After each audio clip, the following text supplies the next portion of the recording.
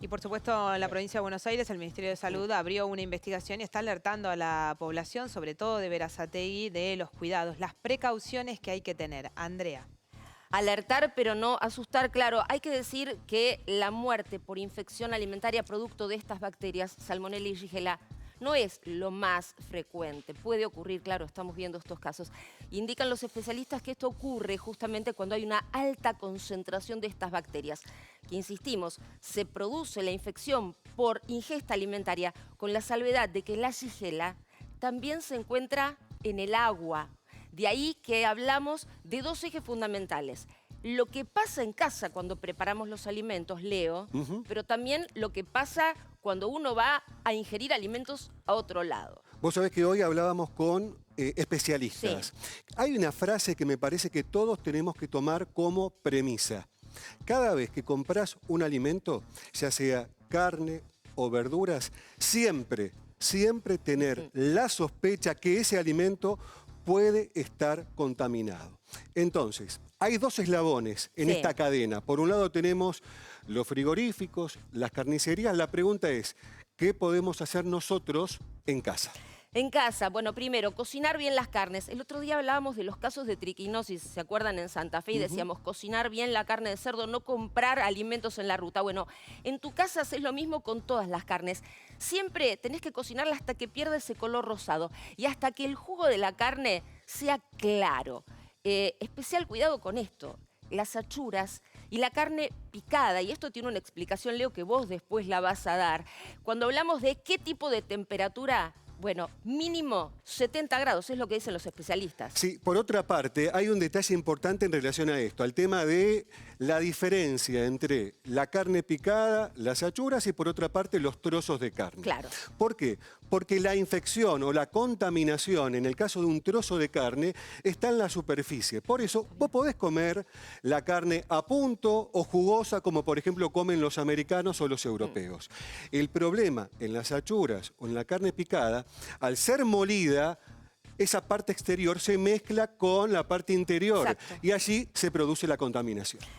No nos quedemos solo con la carne, porque también los vegetales pueden contaminarse. Decíamos, la Shigella también se presenta en el agua, por eso cuando vos lavás las verduras, tenés que usar agua segura. Y si no tenés agua segura a mano, ¿sí? Lo que tenés que hacer es echarle 2 gotitas de lavandina a esa cantidad de agua en la cual vas a poner los tomates, la lechuga, la rúcula, la espinaca. Sobre todo si esa verdura vos no la vas a cocinar y también la vas a comer así cruda. Vos sabés que los que tenemos algunos años, todos estos consejos los tenemos, los recordamos desde la epidemia de cólera. Sí, siempre lavar las verduras con unas gotitas, apenas 3 gotitas de lavandina o si no, con vinagre. Y esto último, que no es menor, tiene que ver con la contaminación cruzada. Vos tenés que desinfectar las superficies y nunca utilizar los mismos utensilios, ni las tablas, ni los cuchillos, para la carne y para la verdura. Esto va no solamente para las carnes, para la verdura, también tiene que ver con los lácteos, ¿sí? Cuando hablamos de consumir lácteos seguros, y también para la cocción de huevos, que es otra fuente también de contaminación con salmonela. Ahora, esto es lo que podemos hacer en casa, Leo, pero decíamos, una cosa es lo que uno prepara o manipula el alimento y otra cosa es cuando vas a un lugar a comprarla. Bueno, precisamente, hablamos con un especialista, un bioquímico. Él hace todo este recorrido desde la faena hasta que llega a nuestra mesa. La premisa, acordate, siempre sospechar que el alimento que comprás puede estar contaminado. Esta es la recomendación de un especialista. La primera etapa que hablamos de faena le corresponde al frigorífico. Es responsabilidad del frigorífico cómo hace toda la manipulación hasta entregar esos cortes de carnes al distinto comercio. Después tenemos la parte ya del comercio, esa parte que implica la carnicería y toda la manipulación que allí se hace, implica por supuesto un riesgo. Que eso, de alguna manera, el consumidor lo tiene que de alguna manera evaluar, ser un poco el juez en el momento de la compra, no solo a través de la confianza que pueda tener en el carnicero, sino obviamente el aspecto que presente esa carne de no tener colores anormales o la temperatura a la que tiene que estar. En este rol de jueces siempre debemos tener la sospecha que los alimentos pueden estar contaminados. Incluso algunos, a simple vista, pueden parecer estar en perfecto estado.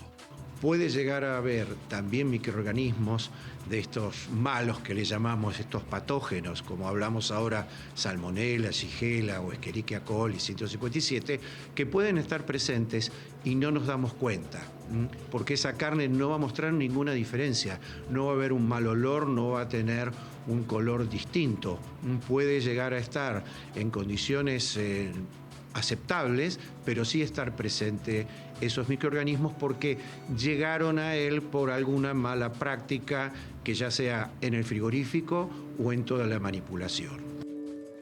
La conservación y manipulación de los alimentos en casa es clave. Todos sabemos que no debemos utilizar la misma bandeja o los mismos utensilios con carne cruda y cocida, pero ¿qué otros recaudos debemos tomar?